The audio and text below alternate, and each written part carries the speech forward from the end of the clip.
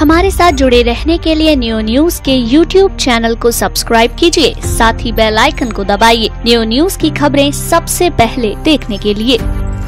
Radhapuram state में हुई physiotherapist doctor खुशबू अग्रवाल की गला रेतकर हत्या के मामले में पुलिस अभी तक खाली हाथ है। पुलिस को कोई अहम सुराग हाथ नहीं लग सका है। घटना के दौरान मां की चीख पुकार सुनकर पहुंची बेटी सानवी ने जैसे ही घर में प्रवेश किया, तभी ऊपर के कमरे से नीचे की ओर आ रहा हमलावर सानवी को धक्का मारकर भाग निकला। जिसके बाद जब बेटी सानवी ऊपर अपनी मां के कमरे में गई तो उसकी मां खुशबू अग्रवाल खून से लथपथ पड़ी थी और बेटी सानवी को देख भगवान से प्रार्थना करने लगी। प्रेयर पे गई थी। प्रेयर करी थी? मम्मी ने ऐसे करा था। अच्छा, ऐसे करा था? मम्मी ने ऐसे करा था? भगवान को याद किया था? शायद वह अपनी बेटी के लिए प्रार्थना कर रही होगी।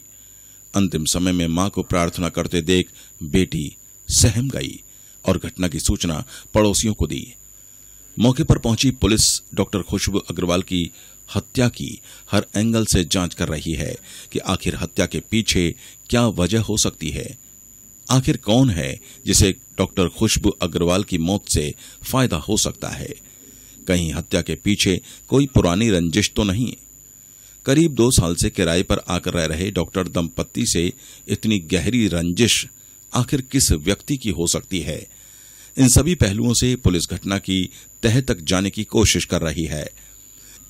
वहीं मौके से पुलिस ने मृतका डॉक्टर खुशबू अग्रवाल का मोबाइल फोन भी बरामद किया है, जिसके माध्यम से सर्विलांस टीम घटना के दौरान की गई कॉल मैसेजेस आदि को भी खंगाल रही है। लेकिन सबसे बड़ा सवाल ये उठता है कि जिस तरीके से डॉक्टर खुशबू अग्रवाल की बेटी सानवी अग्रवाल ने बताया कि मां खुशबू किसी को भी ऊपर आता देख कमरे की चटकनी लगा लिया करती थी।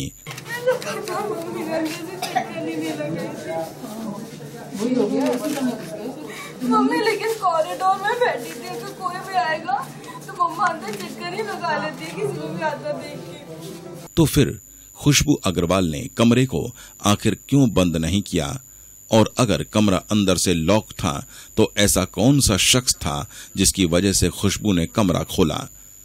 कुछ ऐसे ही सवाल पुलिस के लिए चुनौती बने हुए हैं, क्योंकि अनजान व्यक्ति के लिए डॉक्टर खुशबू अग्रवाल का कमरा खोलना नामुमकिन ही था। और अगर हमलावर कोई जानकार था तो ऐसी परिस्थितियां कैसे पैदा हुईं कि हमलावर ने लगातार धारदार चाकू से कई बार डॉक्टर खुशबू अग्रवाल पर हमला किया और गला रेतकर उनकी हत्या कर दी। अब सवाल ये उठता है कि जिन कपड़ों में खुशबू अग्रवाल का शव पड़ा मिला है, उससे ये तो स्पष्ट है कि हमलावर पेशेंट बनकर उनके पास नहीं आया था और हमलावर का मुख्य उद्देश्य केवल खुशबू अग्रवाल की हत्या करना था, क्योंकि घटना के बाद न तो उनके पति संजीव अग्रवाल घर पर मौजूद थे और न ही उनकी बेटी। घर के बारे में इतना कुछ जानकारी रखने वाला शख्स पहले से ही घर के पूरे वास्तुशास्त्र से अवगत था। फिलहाल पुलिस हर पहलू से घटना की जांच कर रही है। वहीं बेटी सानवी ने बताया कि जिस व्यक्ति ने उसे धक्का दिया उसकी हाइट ज्यादा नहीं थी। हमलावर अपने साथ ही चाकू लाया था। कितना बड़ा था वो? ज्यादा लंबी हाइट नहीं थी, छोटी सी हाइट थी। छोटे से। और कितने कैसे कपड़े पहन रखे थे? टी शर्ट और शर्ट पहनी थी, नीचे पता नहीं।